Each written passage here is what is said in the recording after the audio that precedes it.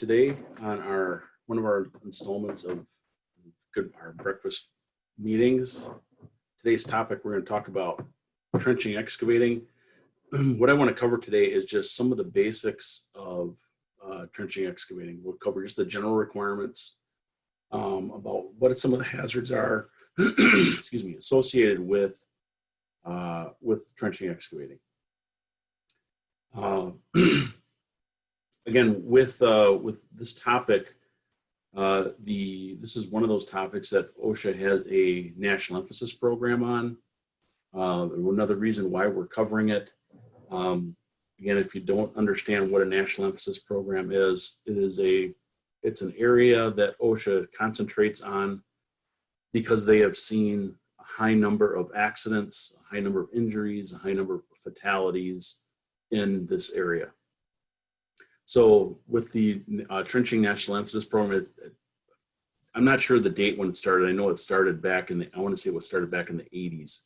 That's how long it's been going on. I may be wrong on that, but it's been going on for a while. And the reason why we have it, obviously, we know it's a dangerous task that has to be done, but it also gives OSHA an opportunity to come on your job site. All they really need to do is see that you are doing a trenching operation, and they can then enter the job site just because of the national emphasis program and the high hazard that's going along with it. Very similar to fall protection. So trenching holds that same power of OSHA being able to come on your job site. So that's why it's a fairly important topic to understand. I know it's something that not everybody does every day.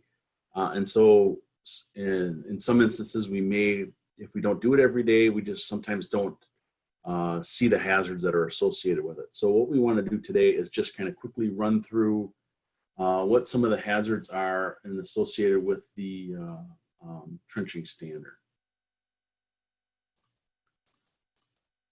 Okay, so first, again, just like fall protection, again, you are required to have a competent person on the job site while you are doing the trenching activity. Technically, I misspoke there. Technically not on the job site, but the competent person has to be involved. They should be on the job site. They're the one that is going to be analyzing the area to see if there is any hazards associated with the trenching activity.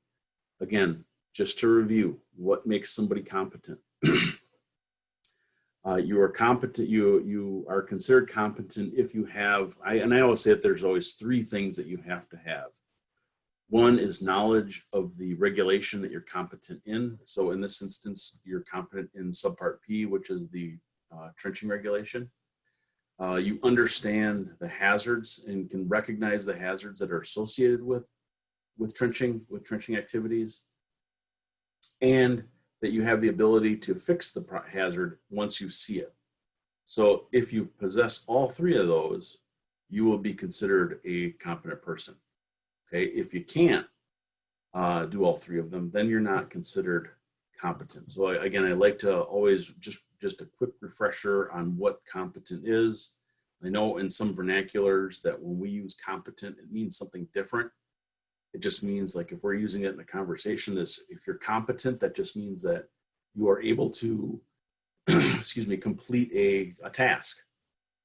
In this instance, with OSHA's definition, it means that you are the person that's responsible for the task that's going on. You're able to survey the area. You're able to recognize if there's any hazards associated with that task. And you can fix those hazards once you recognize them. If you're not able to do that, then you're not going to be considered competent. So we have to have all three of them. And really, next question is then, who makes you competent?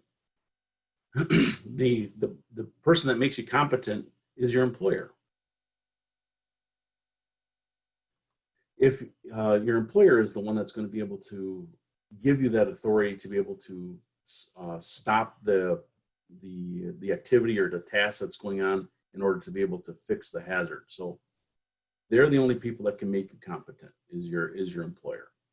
Okay, so we know a competent person is required. They're going to be one that's going to be doing the soil analysis.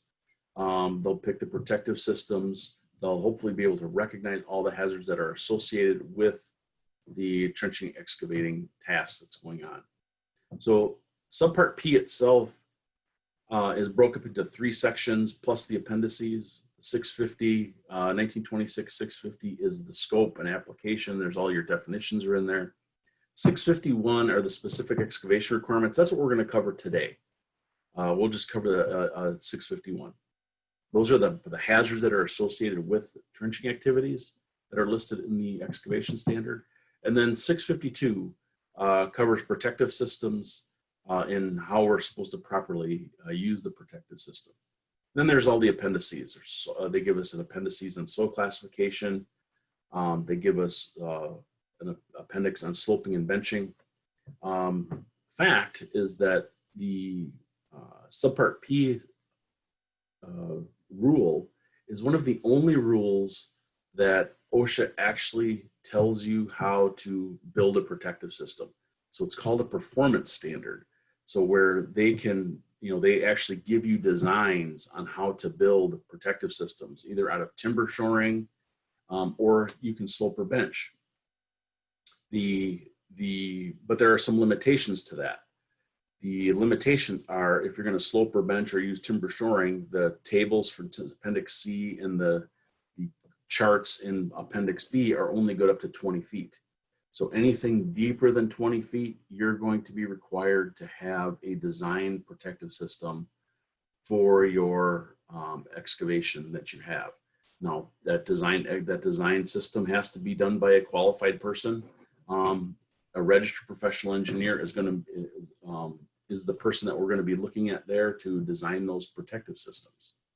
So subpart P does, when it was written to try to, in an ideal situation, if we follow all the rules, nobody should get hurt.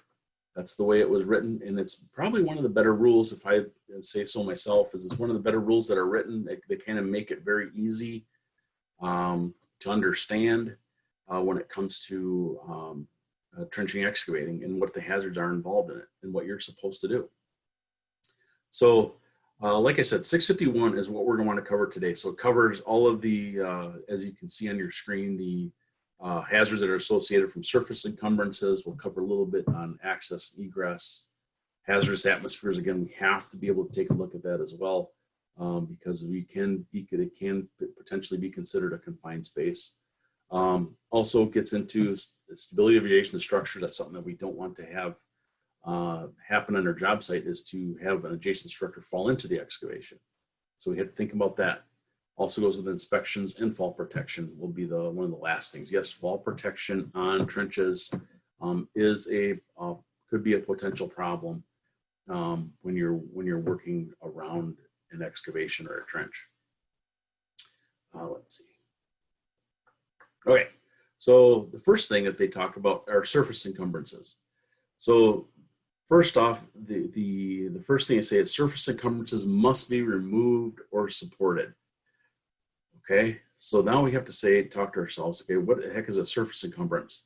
And the picture here doesn't necessarily do it justice on what a surface encumbrance is. Even though we've all seen this probably task done before, where we have a backhoe that's straddling a trench. If you think about the hazards that are associated with this activity, you can see that you have downward pressure from this backhoe, and if the trench collapses, the backhoe will go in as well. So it's not necessarily an ideal situation here when you're straddling a trench with a backhoe. Probably not the best practice to do. Anyways, getting back to what a surface encumbrance is, must be removed or supported. Something like a power pole would be a surface encumbrance. If you have a fence, anything that could potentially fall in to your trench or excavation would be considered a surface encumbrance, and it must be removed or supported. So if it's a big rock, like I said, the power pole, either we move it or we support it. More than likely, if we have a power pole that's going to be near our trench or excavation, we're going to support it. Call it the power company. Seen it several times where the power company will send out a bucket truck to support the pole while you are going to be trenching near the power pole. So again, the spoil pile can also be considered a surface encumbrance, which must be kept back at least 2 feet. We'll kind of get to that here in just a second. But some of that stuff when we talk about surface encumbrances is just making sure that material doesn't fall onto employees that are that are working in the trench. So we talked just a little bit there at the end about a spoil pile. Again, when we talk about a spoil pile, again, when we're excavating, we want to make sure that material is at least a minimum of 2 feet back from the top edge of the excavation. So if you're sloping or benching, it's going to be 2 feet back from the edge of the slope or the bench. If you're using a trench box or a protective system, again, 2 feet back from there.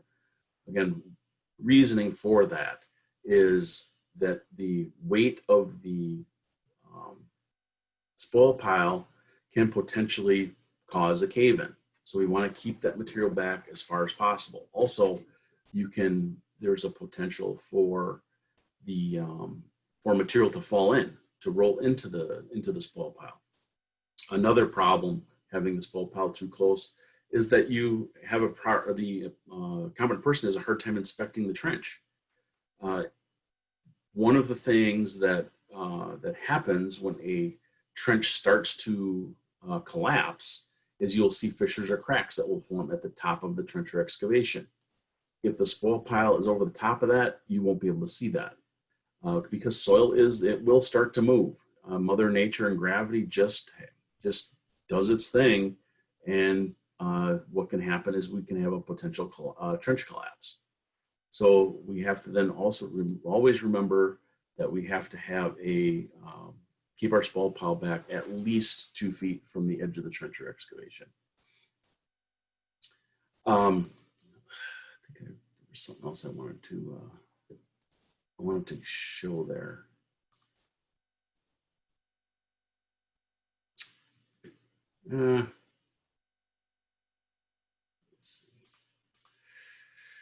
What was the other thing? I thought there was one more other thing. I can't think of it right off the top of my head. I'll have to think of it later. Sorry about that. Again, making sure that spoil pile is back 2 feet. I guess what I'm thinking about is I just had a citation that was issued just for this purpose, is not having the spoil pile back 2 feet. So it's something that is the low-hanging fruit for the OSHA inspectors to be able to cite or something that's on your job site. Underground installations, again, we're working near when we're working in trenching or excavating, one thing that we are required to do is determine where our underground installations are. And so in order to do that, in Wisconsin, we call Diggers Hotline, and when we call Diggers Hotline, we tell them exactly where we are, and they'll ask you a bunch of questions on when you're going to start. And then what they will do, their responsibility is then to contact the utilities, and they will come out to mark those utilities. So again, the procedure is called Diggers Hotline. You have to give them 3 working days in order for them to come out and do their marks. And then once your 3 days is up, you will be given a ticket number. That ticket is going to be good for 10 days. You must start your excavation activity within that 10 days. If you do not start your excavation activities within the 10 days, then you are going to be required to give them a call and have an emergency relocate, just to make sure that all the marks are still accurate and true, and that none of the marks have disappeared.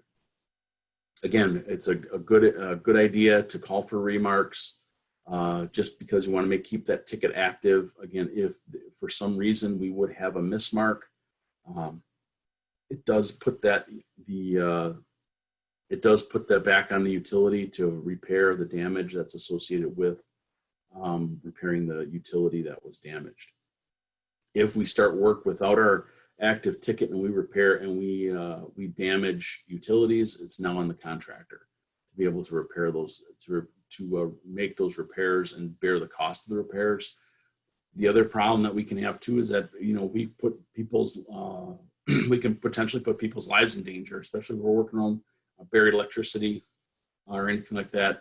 Again, an example problem that we had yesterday as well with utility markings is that, making sure that they are accurate utility marks. I had a call yesterday from a contractor that's having a problem not getting their utilities properly marked. And so they are concerned that there is, that the marks aren't accurate. And so it's up to them to make sure that we document those marks, to make sure that we understand where those utilities are.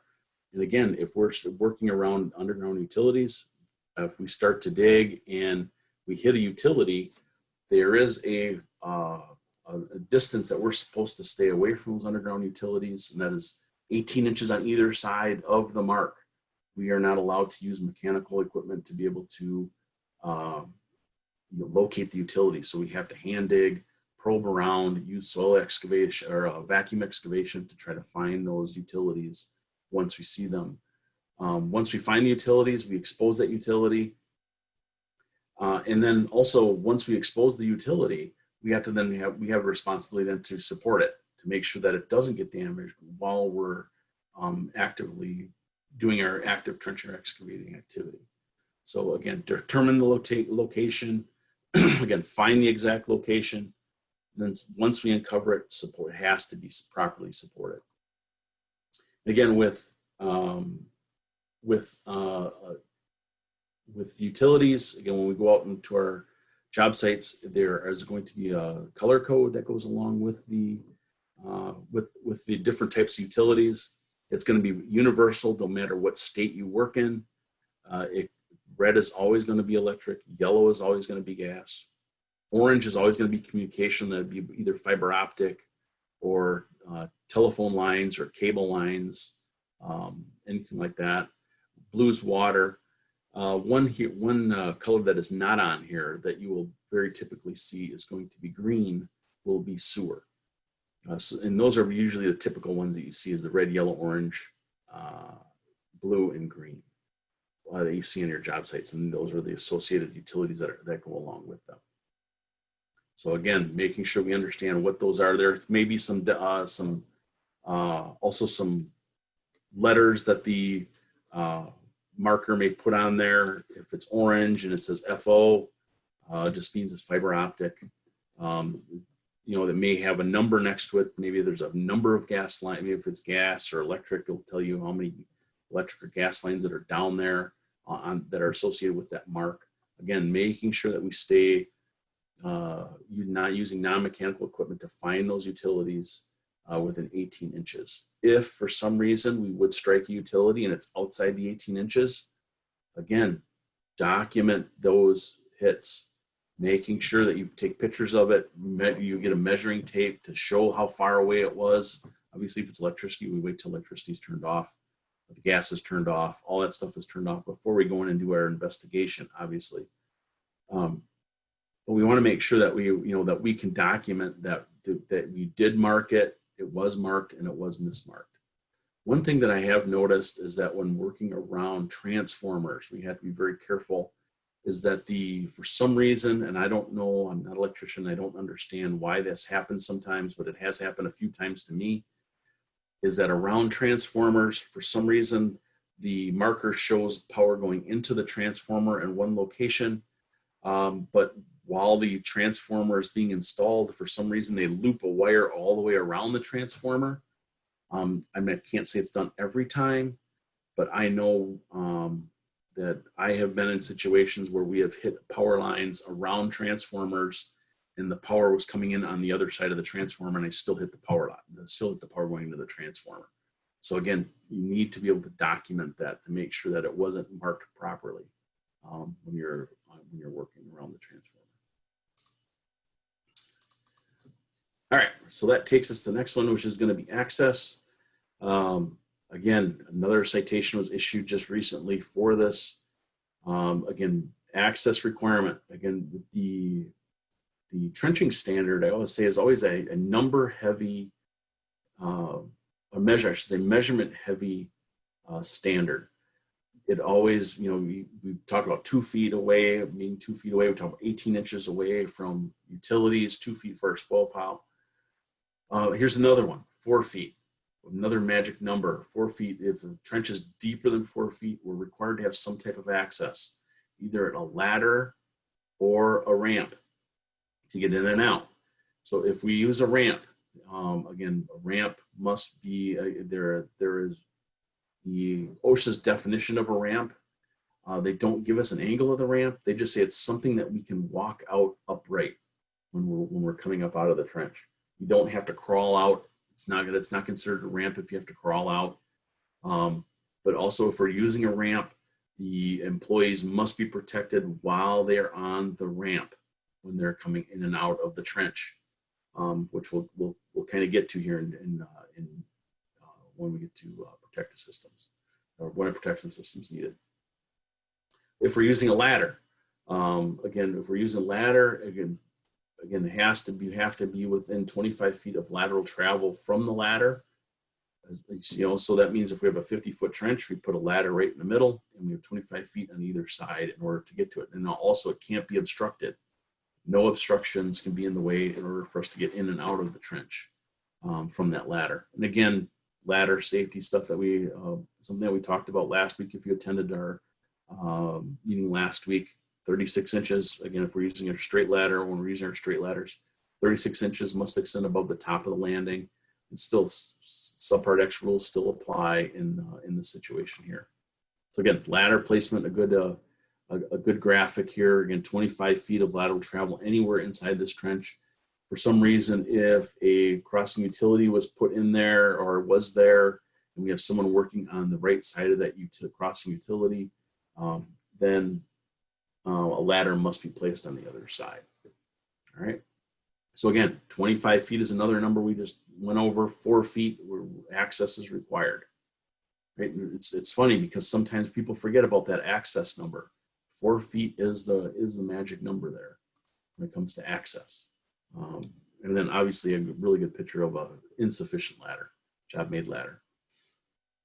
Not extending 3 feet just doesn't work. And this also doesn't work for access either. We've probably seen it done in job sites before, where we place a person in a bucket and we say, well, we'll just lift them up out of the trench using the bucket. Again, the ladder's right there. You might as well just use it. But people always say, well, what if I put them in fall protection? No, still can't do it. Manufacturer does not allow you to put someone in that bucket and raise and lower them. So it's a task it's a practice that just should not be done. It just shouldn't be done. Again, improper use of a ladder. Okay. So again, making sure that we're using the right type of ladder for the right situation that we're going to be working in.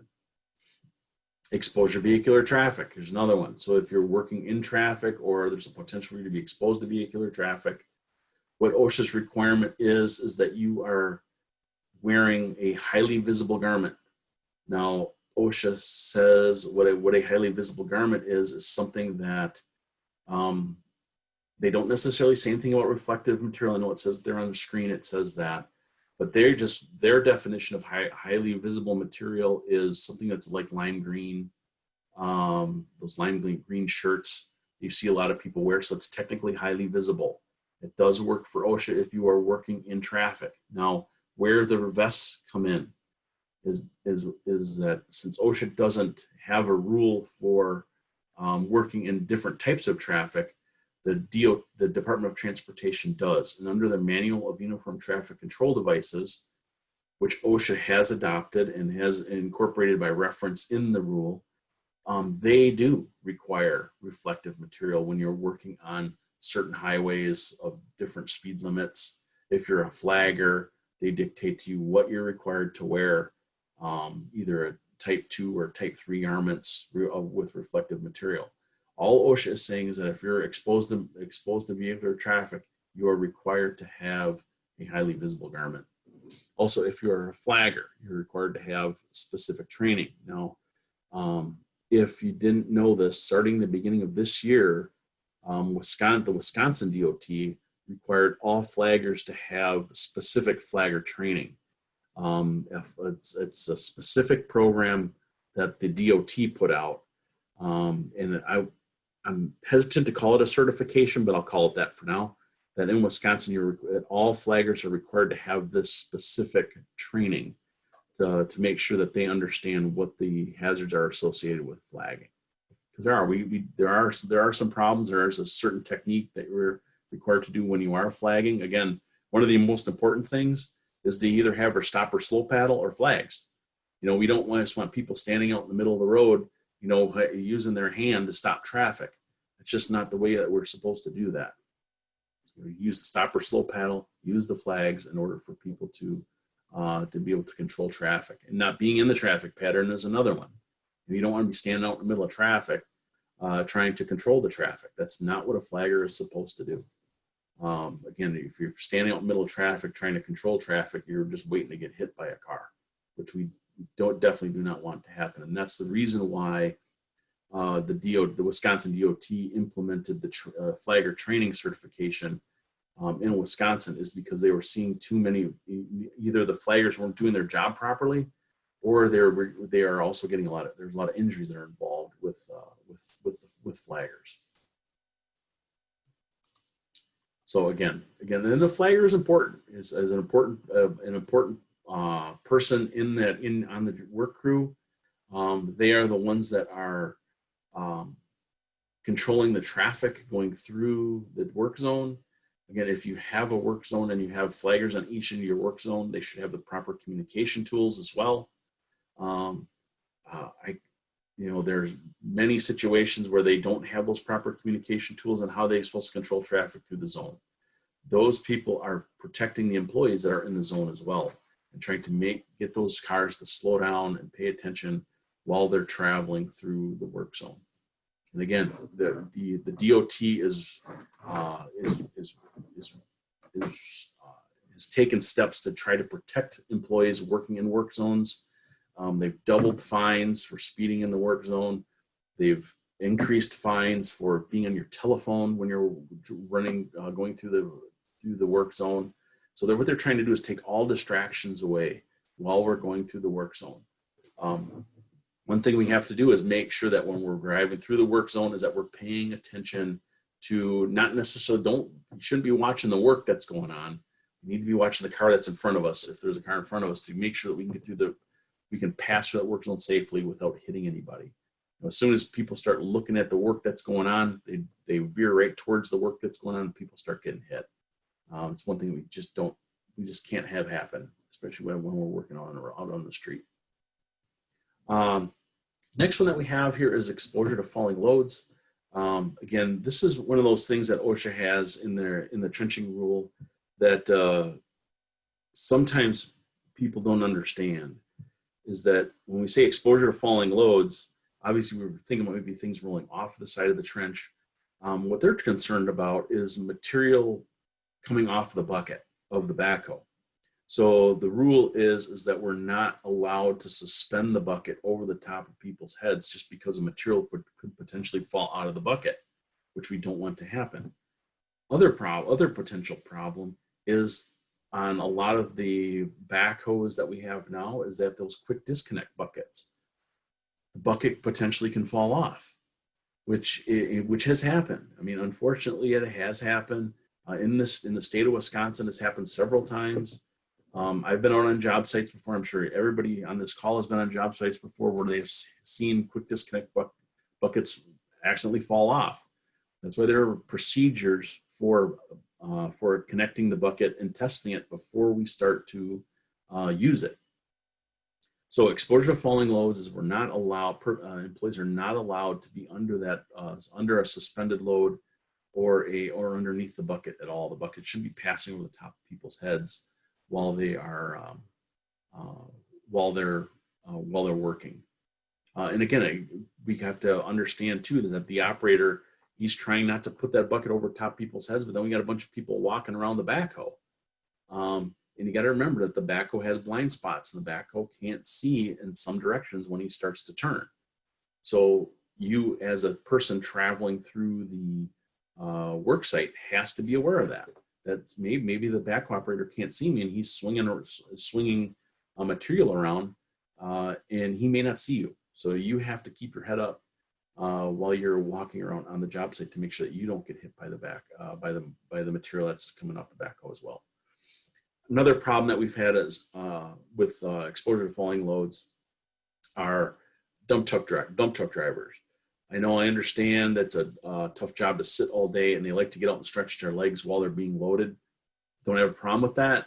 Just make sure that if that's happening, that they do not walk around the backhoe on the non-backhoe side, on the opposite side where it's being loaded. The only reason why I say that is because, the backhoe operator, he's trying to get as much material as he can inside the dump truck, but sometimes they miss, and material may spill off to the other side of the dump truck, and if the driver is walking along that side, he potentially can get hit. So again, we want to try to keep those people away. Most of them are pretty good. You don't really see that happen too often, but it's something that potentially can happen. So again, we have to understand is that, I always like to also, when I talk about trenching excavating, is talk about how much soil actually weighs. The backhoes that are being used make the soil seem light. Now, if you're a laborer and you're shoveling soil with a shovel, you know exactly how heavy it is. But it is, depending on moisture, it can vary anywhere between 3,000 to 5,000 to 6,000 pounds per cubic yard. So if you think about it, you have a 2 or 3 yard bucket. That means you can be picking up close to 10,000 pounds with a 3 yard bucket. So and you can see that the backhoes don't make it look like it's heavy at all, but it is. It's very heavy. So that's why the potential problems that we have with trenches caving in when employees are caught down in those trenches is that there's just no way to escape it with all the weight that's coming down on you. Figure minimum of 10 yards is going to fall on somebody, and so that's going to be anywhere between 30,000 60,000 pounds that's coming down on an employee or someone that's in a trench. So we have to be able to protect that trench to be able to hold up that soil.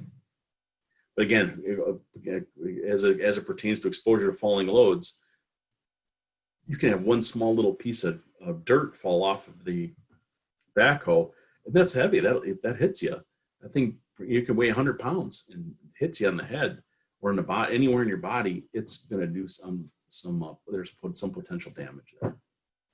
So again, exposure to falling loads is one of those things is that I know it's when they're setting pipe in the ground, I know they come very close to coming underneath the load. I've seen people standing underneath loads before, and they just don't need to place themselves in those positions. There's different ways that it can be done so that you don't have to place yourself directly underneath the backhoe bucket. The next one here that we have is warning systems on mobile equipment. So obviously, if we have a piece of equipment on the job site that you can't see behind it, you must have a backup alarm. That's what we're talking about here, is making sure that if the backup alarm doesn't have one, then OSHA does give us an opportunity to have a signal person in the back. There are some pieces of equipment where backup alarms are not required. I said it's on smaller compactors. I'm talking small, really small compactors that you can see all the way around. You get any to medium to large size compactor, you're going to have a backup alarm on those pieces of equipment. Again, they talk about stop logs. Again, that was put in there just because they want to make sure that people don't roll into the excavation. Again, but that pertains to our 2 feet. You're required to no equipment can be stored within 2 feet of the excavation. That means backhoes, I should say loaders going up to trying to backfill if there's somebody in there. Some concrete trucks is another one that likes to get within those top 2 feet. We have to try to keep those pieces of equipment as far back from the edge as possible. Also, what's covered under this area in the standard is trying to be able to obviously control vehicles from getting there, but also trying to prevent water from running into the trench or excavation. that's one of the things that you'll see here very shortly, is that we want to try to prevent water from getting into the trench or excavation, just because it presents another problem. We'll get to that here in just a second. Again, making sure that, if you're going to be backing up, if it doesn't have a backup alarm, if we have a spotter, that works. Okay, but that spotter's got to be there every time that piece of equipment backs up. So on the job site, sometimes that doesn't necessarily work. So it has to be an audible alarm that is louder than the surrounding work that's going on. That's OSHA's definition of how loud the backup alarm has to be. The reason why I say that is that some people don't like the sound of the backup alarm. And what has happened in the past is, instead of them cutting the wires, they try to muffle the backup alarm by stuffing rags or covering the backup alarm up to try to muffle the sound. But then it's not doing its purpose. The purpose is to be able to warn people if there's a potential for them to be hit. We've had a couple of people hit this year already by pieces of equipment on job sites. Okay, the next one is hazardous atmospheres. Again, the trench or excavation can potentially be considered a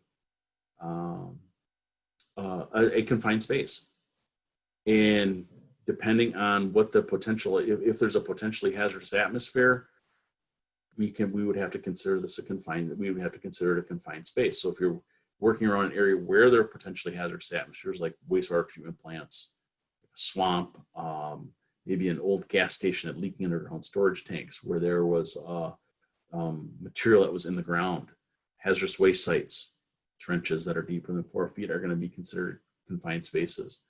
So then we have to then think about, okay, what are the hazards that are associated with the space that I'm going to go in? The most important one that when we start talking about hazardous atmospheres, and probably the largest reason why we have injuries and fatalities in confined spaces, is because of the lack of oxygen. Oxygen in the atmosphere, we have 21% oxygen in the atmosphere, and we can breathe fine. If you're using a gas meter, the gas meter will alarm at 19.5% oxygen. So if you have a decreased amount of oxygen, it goes less than 19.5, the alarm will sound. Now, the question is, can you survive in 19.5% oxygen? Yes, you can. That's why it alarms at 19.5. Okay, you have no ill health effects. Your body is not affected by oxygen with an oxygen content of 19.5%. But you start getting down a little lower than that, it's going to be, you start getting 16, 14%. Now we have a problem. You have a problem of not able to escape the area that you are working in. If you do have an oxygen monitor, just test it out. I mean, you can bump test it obviously with your with the gas cylinders that you have when you're using your gas meter. But what I always like to tell people is, in order to them to understand that can I survive in an atmosphere that has 19.5% oxygen, is take your gas meter and breathe into the back of it. If you just breathe into the back of your gas meter, you will make an alarm, because we take in 21% oxygen, but we breathe out about 18%. So if anybody here is trained in first aid and CPR, if you choose to do mouth to mouth, you are taking in 21% oxygen and you're giving 18% oxygen to your victim. And and they can survive. So with that being said, is that an 18%? Technically, yes. But at 19.5%, when the alarm starts to go off, is that when we have to leave. Okay, so really oxygen deficient atmosphere is the largest problem we have in confined spaces when it comes to hazardous atmosphere. The other one, the other opposite end of the spectrum, is oxygen enrichment. Oxygen enrichment. So if we have more than 23.5% oxygen, you say, well, you think more is good, right? Well, because with 21%, that's if you're where you are sitting right now, if you had a gas meter, it would be reading 20.9 to 21% oxygen. If we have more oxygen, you think, well, that's better.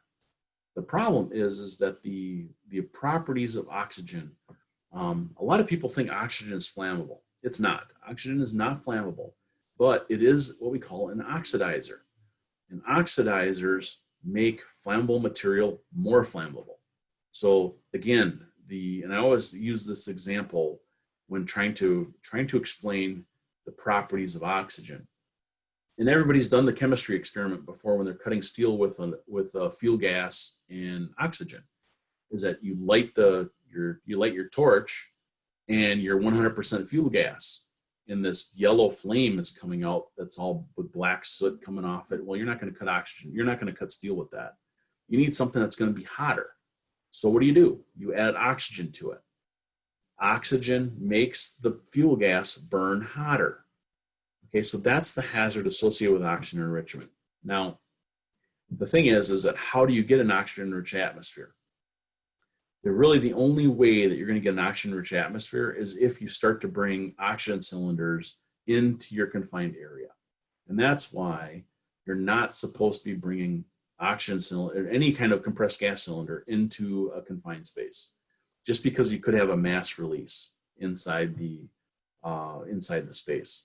So we have oxygen deficiency on one end and oxygen enrichment on the other.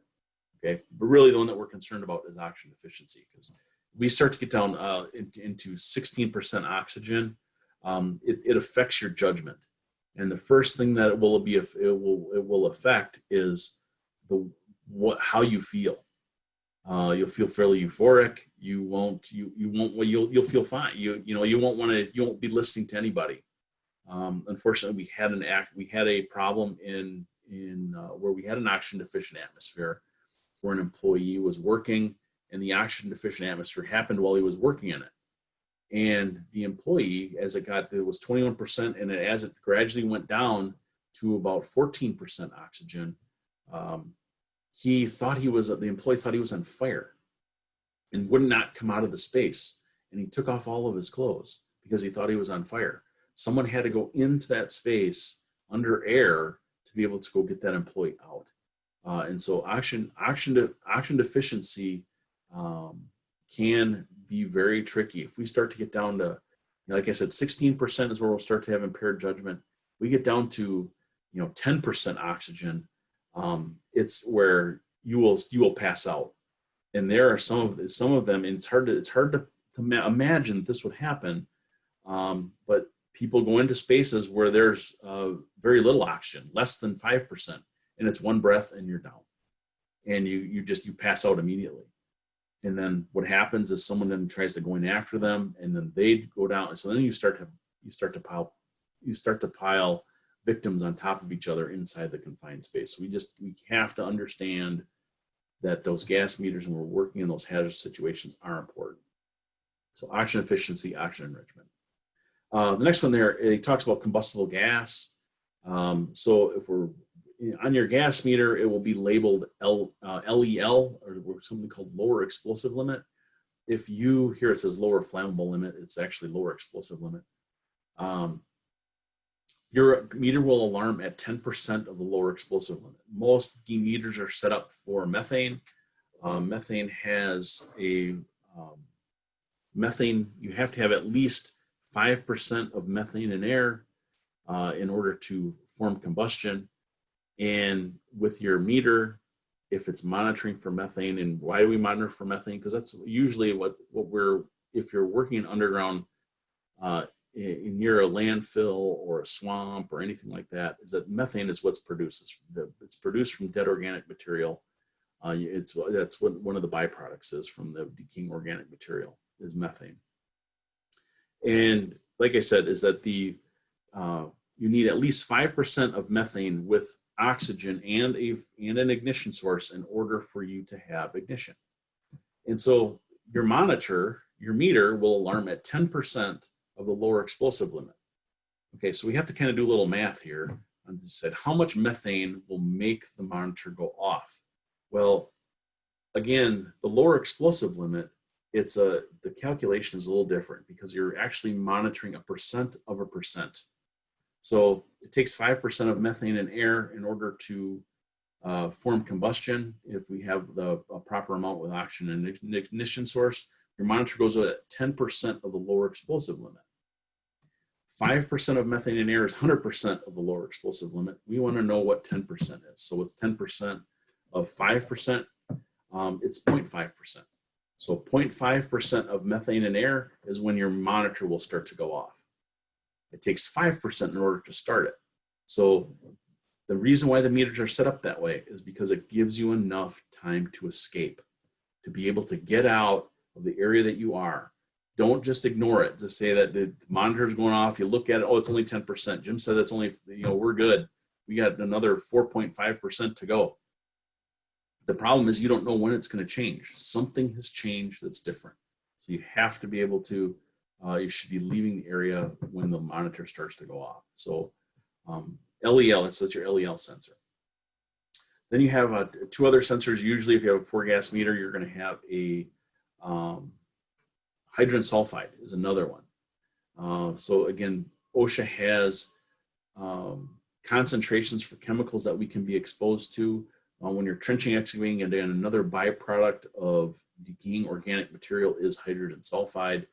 And hydrogen sulfide has a permissible exposure limit of 300 parts per million over an 8-hour day.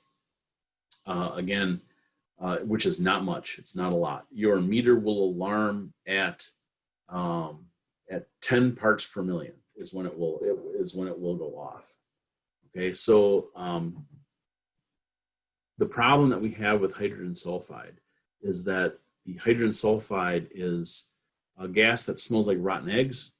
But the problem with this gas is that as the increase in the concentration of hydrogen sulfide, you get what we call olfactory fatigue. That means that you cannot smell it anymore. So that when you think that the levels are decreasing because you can't smell it anymore, it's actually increasing because your body is protecting itself so that you don't become, your senses are being overcome is what has happened. So we have to rely on that gas meter. So it will alarm at 10 parts per million for hydrogen sulfide. Then the last one is carbon monoxide. Carbon monoxide will alarm at 35 parts per million. Again, another hazardous component of burning organic fuel. So if we're using fossil fuels, again, like gasoline, diesel fuel, one of the byproducts of combustion is carbon monoxide. And again, so fortunately, we're not in the heating season where we usually have to worry about carbon monoxide. But when you're in a trench and you're using mechanical equipment like a compactor or anything like that, there's a potential for the buildup of carbon monoxide in the trench itself. So we should be monitoring for carbon monoxide while we're working in a trench, just to make sure that the engine that we're using, even depending on how long we're going to be using it for, doesn't overexpose us to carbon monoxide. So we have oxygen, flammables, and we have all the other chemicals that we potentially can be exposed to. We're more importantly concerned about hydrogen sulfide and carbon monoxide when it comes to potentially hazardous chemicals on our job sites when we're working in a trench. So we test those atmospheres. Again, making sure that we, when I always talk about hazardous atmospheres, making sure that you are familiar with the testing equipment, that you understand how it works, because that testing equipment is giving you information that you have to be able to trust the information that it's giving you. So that means understand how to use it, being able to calibrate it properly when you are using that piece of equipment. And again, if you are doing any other type of hazardous activity inside of a confined area, be it a trench, in this situation it is a trench, if you're welding or cutting or anything down in that area, so you should be having a gas meter down there, because there's a potential for gases to build up in that area if it's not well ventilated. Again, so here's a good picture of silica. That's another problem that we do have on job sites. Silica is an issue that we have with construction material. And so that's one of those other problems that we have to deal with. So respiratory protection may be the answer, at least in the silica issue. Ventilation is always best as well. Again, if we're going to be using respiratory protection, making sure that we're properly trained, properly fit tested, and then you have a proper respiratory protection program as well. And again, understand that when we start handing out respirators, you just can't hand them out and say, here you go, use this one. There's special training that has to go along with it. Again, another topic to be talked about another day. Another hazard is the accumulation of water. So we have to protect against the accumulation of water. Again, making sure that the areas that we're working in doesn't have water build up in it. Again, a good example here is that we have a small excavation, footing excavation, that has water accumulated in it. Well, the problem is, and I always say this, water is the enemy of the excavation contractor. Water is it makes things harder to do, obviously, as you can see, but also water makes soil weak. And so if it makes the soil weaker, there's a potential for a cave-in. So in this situation here is that we have a footing where we have water in the bottom of the footing, and that's just sitting there. Obviously, we're going to pump this water out, but as it sits there, water is actually working its way up the sides of the trench, or sides of this excavation, and water makes soil heavy. And you'll notice that in some of these situations that you will have water that will come out,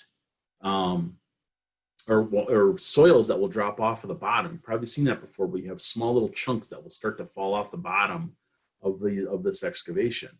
And what will eventually happen is that, we call that, I call those secondary collapses, when the weight of the soil is so heavy, it's so saturated with water that they start to fall off.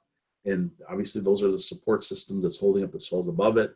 Those will start to fall in, and then all of a sudden we'll mass excavation collapse. In this situation here, it's even worse because we have a roadway next to this excavation. And so it looks like they've had a lot of water associated with it. We've been introducing vibration along with the water hazard. We're asking for a potential cave-in with employees inside this area, inside this trench. And again, magic number for, and we may not have covered this, magic number for protective systems here is 5 feet. If we have anything over 5 feet, we are required to have a protective system. This looks like it's getting fairly close to 5 feet as well, or potential for a protective system there. Again, hazard, also when we talk about accumulation of water, one of the jobs of the competent person is to make sure that the dewatering equipment that we use is working properly. In this situation here, we're using a trash pump down in the trench where employees are in a trench box.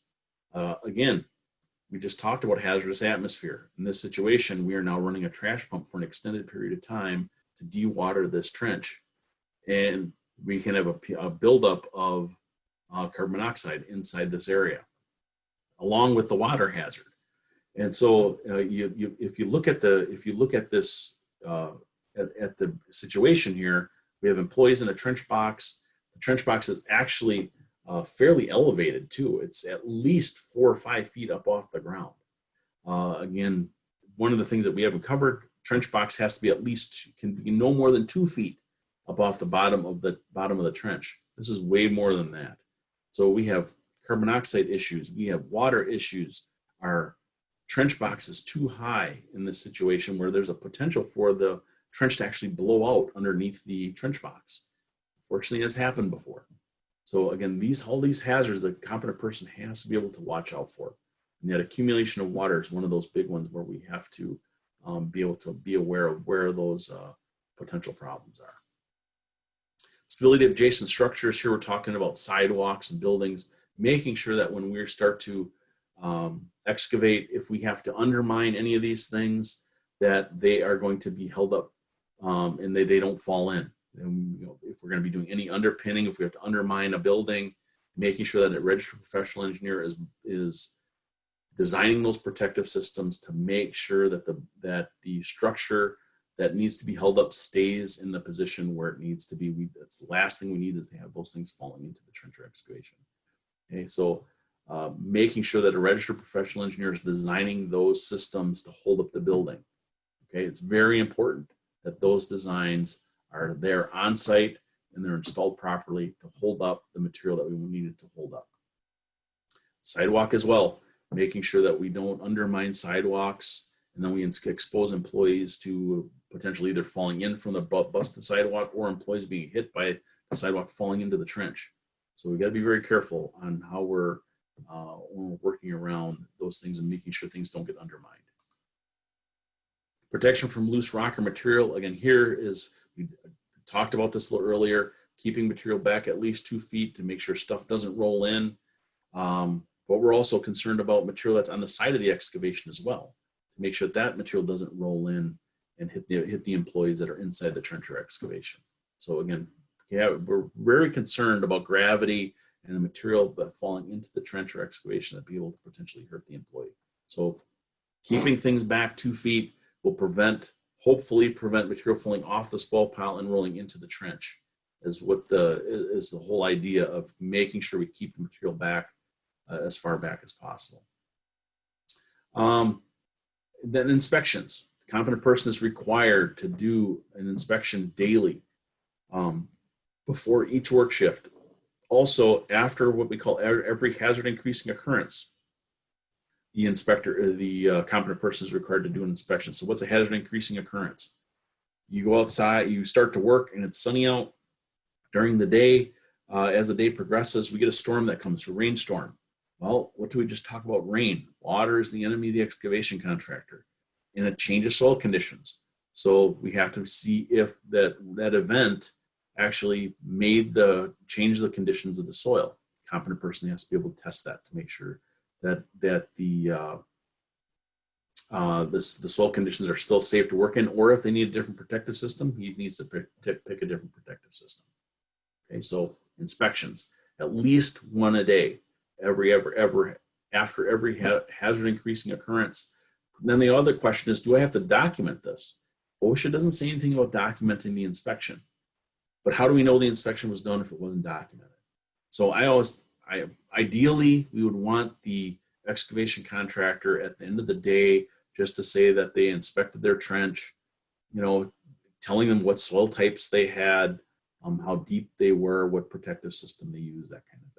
Again, not required, but ideally it would be nice if we had some documentation in that aspect on what we're looking at and what type of soil conditions we have. And then the last one that we have here is fall protection.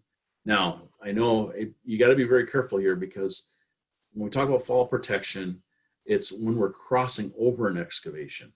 And when we're crossing an excavation, if there's more than a 6-foot fall, obviously we have to have some type of fall protection.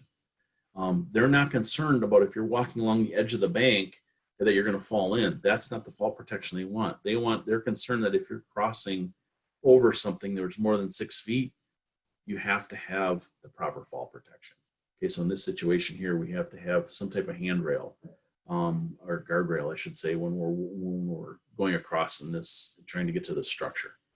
Okay, so whenever we're crossing, we have seen this a couple times in buildings that they haven't been backfilled just quite yet, where there's a potential for you to have a possible fall protection hazard there. So with that, that's about it. We covered everything in 651 and talked about several different hazards. I know I could talk a lot longer on some of these hazards, especially hazardous atmospheres, just because there is a lot of intricacies that go along with hazardous atmospheres. But a lot of these other things, I hate to use the term, and you guys know it, is that sometimes some of this stuff is just common sense if you understand what the hazard is. As long as you understand what the hazard is, it's better how you're better able to protect yourself. So with that, does anybody have any questions when it comes to trenching or excavating? Jim, I got 2 questions for you. Yeah, shoot. Can you substitute, like on a 4-foot trench, can you substitute cutting in ramps instead of using ladders? Yes. Every 50 feet? It has to be within 25 feet from everybody in there. So it can't be for an exit. So you need a trench a ramp every 50 feet. Yes. Correct. You're correct. Yeah. And but then it can't be deeper than, if it's 4 feet's okay. The problem is that you get to 5 feet, now you have to have a protective system for that ramp. So The problem that we have with ramps is that when you're on the ramp, you know, a good example, in fact, it just happened this week again, trenching contractor was in a trench box. They were 10 feet deep, but they didn't have a ladder, but they were walking in and out the back of the trench box up the ramp, up the back side. The problem is as soon as he leaves the trench box, he's exposed to a 10-foot excavation because it's not protected because he's in the trench box protection. You know what I'm saying? And so that you have to be very careful is that, yes, you can cut that ramp in, but I'm very leery of depth. You gotta be very careful with that. But I suppose if you're just doing a small footing, that works. It would work. As long as they can walk out upright, we're good. Okay. And then let's say you have like a 200-foot long, 4-foot deep trench. Yep. I would need a minimum of 5 ladders, or can I bump ladders down from the, you know, as we're working in that area? As you're working. So it has to be 25 feet of travel for every employee. So if there's no employees in there, you don't have to have means of access or egress. Good question. Good question. Anything else? All right. Well, that's all I have. So if you guys need anything from me, let me know. You know, my contact information is there, and Brent and I are planning on probably going to be doing more of these probably in the fall. So if you look for that stuff, I'm sure we'll send stuff out to make sure everybody has access to it. Other than that, I appreciate everybody showing up. We'll talk to you guys soon. Thank you.